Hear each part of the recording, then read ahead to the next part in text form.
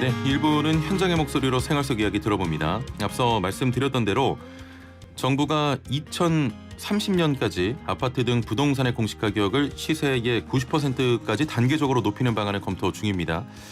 자, 공시가격 현실화 얘기가 나올 때마다 함께 등장하는 게 바로 세금 문제인데요. 자, 그동안 고가주택 등 시세 반영률이 낮게 반영돼 발생했던 과세 불공정을 잡을 기회라는 의견과 저가 1주택 소유자의 세부담 상승을 우려하는 의견이 엇갈리기도 하는데요. 자, 공시가격 도대체 무엇이고 우리 부동산 시장에 어떤 영향을 끼치는지 최근 부동산 이슈 몇 가지와 함께 자세히 살펴보겠습니다. 자, 함께 말씀 나눌 분 모셔보죠. 양지영 RNC 연구소장 연결돼 있습니다. 안녕하세요. 네, 안녕하세요. 예. 자, 본격적인 내용 살피기 전에 전세 가격이 지금 70주 연속 상승을 했습니다. 네, 71주 연속 상승할 가능성이 높습니까? 상당히 높죠. 예. 지금 같은 경우에는 전세난이 이제 서울만의 문제가 아니라 전국적으로 확대가 되고 있거든요. 예. 그러니까 말씀하신 것처럼 지금 서울 전세 가격은 70주 연속 오르고 있고요. 예. 이번 주 전국 상승률은 2015년 4월 이후에 가장 높게 나타나고 있습니다. 그러니까 서울 같은 경우에는 이번 주에 0.10%가 올랐는데 예. 지방 같은 경우에 더 많이 오르고 있는 상황이거든요. 예. 세종시가 1.24%가 올랐고 울산이 0.51%로 해서 지방 전세값 상승이 눈에 띄고요. 예. 뉴스 등으로 들어보셨을 테지만 전세난이 얼마나 심각하냐면 전세 매물을 보자고 아파트 복도에 줄을 서거나 면접을 보는 풍경까지 나타나고 있는 상황입니다. 예. 지금 임대차 3법이 통과가 된 지 3개월 정도가 지났거든요. 네. 그러면 그것에 대한 좀 역효과가 나고 있다 이렇게 보십니까? 그렇죠. 왜냐하면 지금 임대차 3법 시행 이후에 오히려 예. 전세난이 월세난으로까지 번지고 있는 상황이거든요. 예. 그러니까 지금 현재 서울의 전월세 거래 중에 월세 비중이 상당히 지금 커졌습니다. 그런데 예. 이제 월세 물건 역시도 빠르게 소진이 되면서 남아있는 매물을 찾기가 어려운 상황이고요. 예. 지금 이렇게 이제 그 월세난이 계속해서 이어지고 있는 이유는 임대차 3법의 영향이 좀 크다고 볼 수가 있습니다. 그러니까 만성적인 물량 부족에다가 예. 실거주 요건이 강화되면서 집주인 역시 거주를 해야 되는 상황이 된 거고요. 예. 그리고 임대차 3법이 시행이 되면서 사실 집주인들이 한 번 정한 가격을 4년 동안 못 올린다라는 두려움이 있기 때문에 예. 임대차법 때문에 전세도 없어서 지금은 월세마저 부르는 게 값이 최악인 상황이 된 거죠. 예. 자, 어제 그 문재인 대통령이 그 네 번째 국회 시정연설을 하면서 네. 임대차 3법을 조기에 정착시키겠다라고 말했는데 네. 결국 공급이 이 문제를 좀 해결할 수 있다고 보십니까? 사실 지금의 집값 예. 상승거든요. 근데 공급 부족은 매매 시장에 불안만 주는 게 아니라 사실 입주 물량이 전세 물량으로 될 수가 있기 때문에 결국의 문제는 공급의 부족이라고 보시면 되겠죠. 죄송합니다. 소장님 잠시 지금 전화 연결이 고르지 못해서 네. 처음 그 말씀하신 게 조금 끊겼는데 다시 한 번만 답변을 해주시겠습니까? 네. 지금의 집값의 상승의 원인은 공급 부족이라고 볼 수가 있어요. 예. 그러니까 공급 부족이 나타나는 거는 이제 매매 시장의 불안을 낳는다고 생각을 하잖아요. 예. 근데 이게 이제 공급 부족이 매매 시장 불안뿐만 아니라 전세 매물이 될 수 있는 입주 물량이 줄어드는 거기 때문에 그렇습니다. 결국에는 예. 공급 부족의 영향이죠. 예, 알겠습니다. 자, 지금 또 하나 궁금한 게 이렇게 전세가 줄고 월세가 늘어나면 사실 월세 가격이 좀 내려가야 정상 아닙니까? 네. 그런데 그렇죠. 방금 말씀하신 것처럼 월세도 동시에 오르고 있습니다. 이게 어떤 이유에서 이런 상황이 발생하는 겁니까? 그쵸. 이게 아이고 죄송합니다. 괜찮습니다. 예. 네네. 원래 전세 가격이 오르고 네. 전세를 찾는 수요자들이 이제 막 전세의 난이 심각하면 월세 같은 경우 가격이 떨어져야 정상인 건데요. 예. 지금 자체는 만성적인 물량 부족입니다. 그래서 전세 가격이 이제 전세 매물이 부족하기 때문에 오히려 또 월세의 그 물량까지도 당연히 이제 같이 이제 줄어드는 거죠. 예. 알겠습니다. 뭐 어제 문재인 대통령이 시정 연설에서 뭐 질 좋은 중형 공공 임대 아파트를 공급해서 전세 시장 잡겠다 이렇게 말씀하셨는데 지켜봐야 될 것 같고요. 네. 자, 지금 정부가 부동산 공시가격을 90%까지 높이겠다 이런 목표를 정했는데 먼저 부동산 공시가격 잘 모르시는 분들도 계실 텐데 어떤 건지 설명을 좀 해주시죠. 공시가격이라 한다면 세무당국이 가세 기준을 삼는 가격이에요. 그러니까 정부가 매년 전국적으로 대표적인 토지나 건물에 대해서 조사를 해서 예, 발표하는 부동산 가격이고요. 예, 아시겠지만 이제 공시가격은 부동산 세금의 기준이 되는데 예, 특히 재산세라든가 종합부동산세의 기준이 되고요. 예, 이외에도 건강보험료, 기초생활보장급여 대상 선정, 감정평가 등에서 분야에서 사용되고 있습니다. 예. 지금 정부가 공시가격을 정하지 않습니까? 예. 좀 인위적으로 조정해서 부동산 세금을 걷어왔다 이런 논란이 있었는데 이런 부분은 사실입니까? 글쎄요. 예민한 좀 문제여가지고. 예민한 질문을 드렸죠, 제가. 그 논란들이 있죠. 예. 네. 넘어가겠습니다. 지금 이 공시가격이 지금은 50에서 70% 정도 되는 겁니까? 그렇죠. 지금 현재 기준은 50에서 70% 정도입니다. 그러니까 예. 시세보다도 현저히 좀 떨어지는 수준이죠. 예. 특히나 예. 단독주택은 더 비현실적으로 낮고요. 예. 이렇게 좀 실거래가와 공시가격 간의 차이가 발생하는 이유가 뭘까요?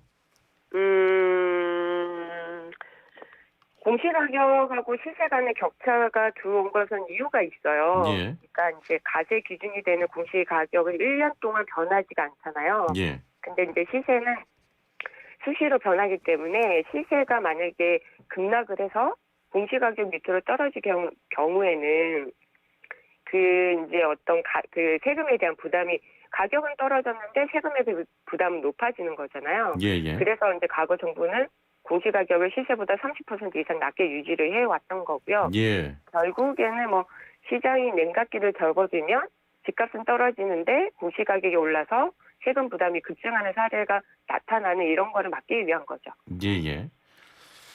자, 정부가 이런 차이를 줄여서 공시가격을 현실화하겠다는 건데 올리게 된다면 어떤 효과가 발생합니까?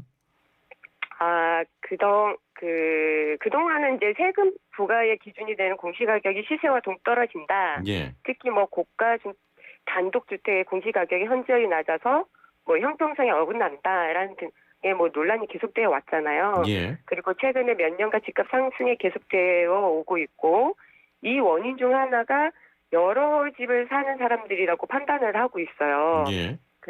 여러 채의 집을 사는 사람들. 그러니까 공시가격을 시세와 가깝게 만약에 끌어올린다고 한다면 그만큼 부동산 세금이 늘어난다는 뜻이거든요. 예.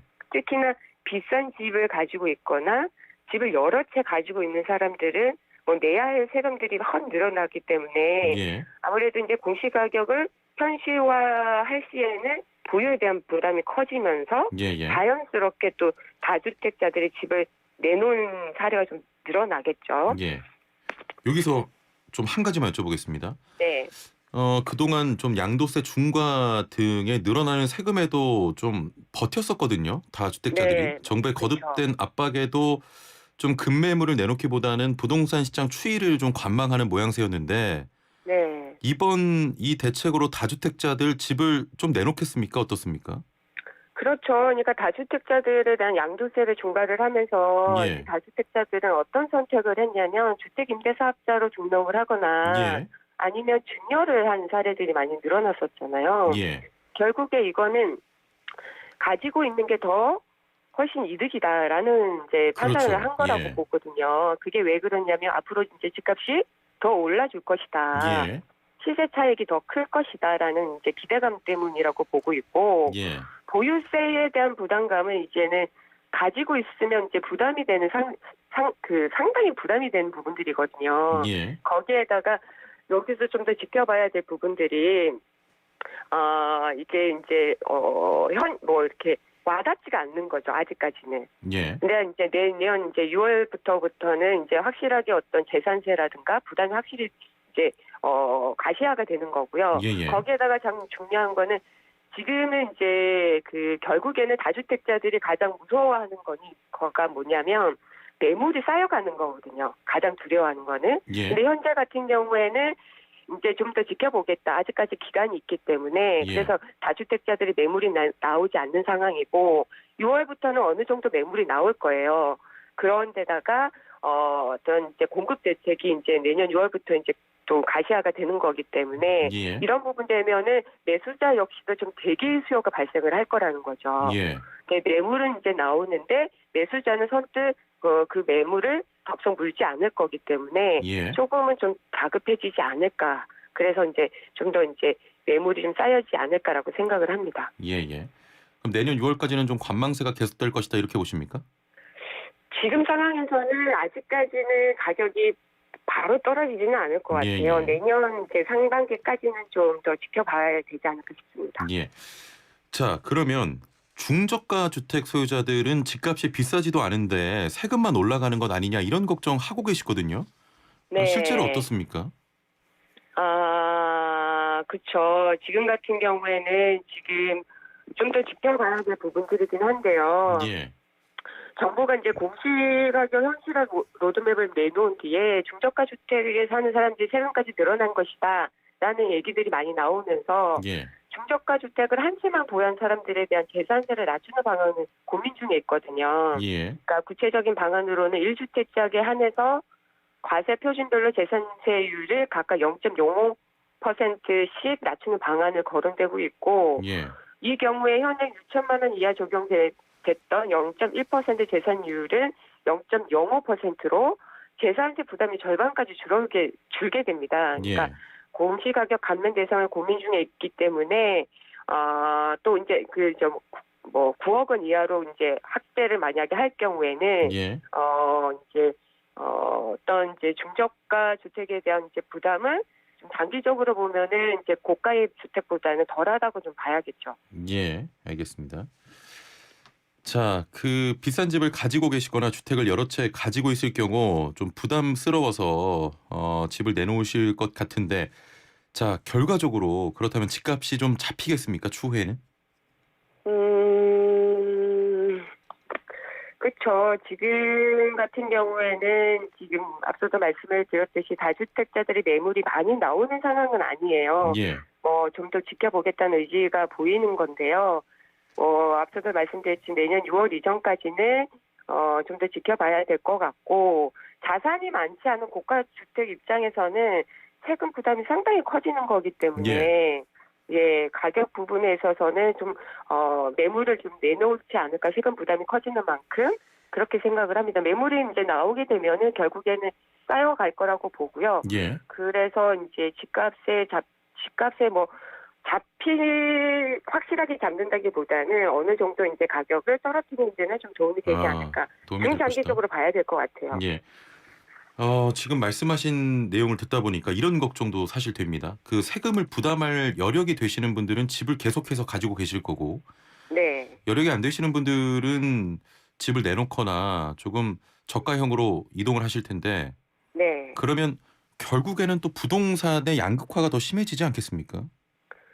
지금도 확실하게 부동산의 양극화가 심각한 상황이거든요. 예. 사실상은 이제 뭐 대출도 안 되는 상황이기 때문에 현금 있는 사람들만 집을 매입을 할 수 있는 상황이에요. 그렇죠. 예. 그래서 그리고 이제 뭐 가지고 있을 때나 팔 때나 보유하고 있을 때나 이 세금들이 많아지다 보니까 결국에는 이제 똘똘한 한지에 좀 집중하는 분위기예요. 예. 그래서 입지가 좋고 상품이 좋고 누구나 봐도 살고 싶어하는 그런 아파트 가격은 계속해서 지금도 오르고 있는 상황입니다. 그러니까 그렇죠.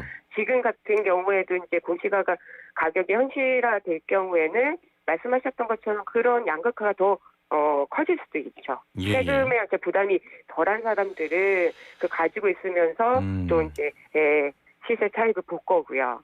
예. 알겠습니다. 자, 지금 공시 가격 상승과 함께 또 하나 이야기되고 있는 게 지분 적립형 분양주택입니다. 네. 지금 시장에서는 어떻게 보고 있습니까? 시장에서는요 의견이 좀 많아요. 예. 그러니까 뭐라 그래야 되지?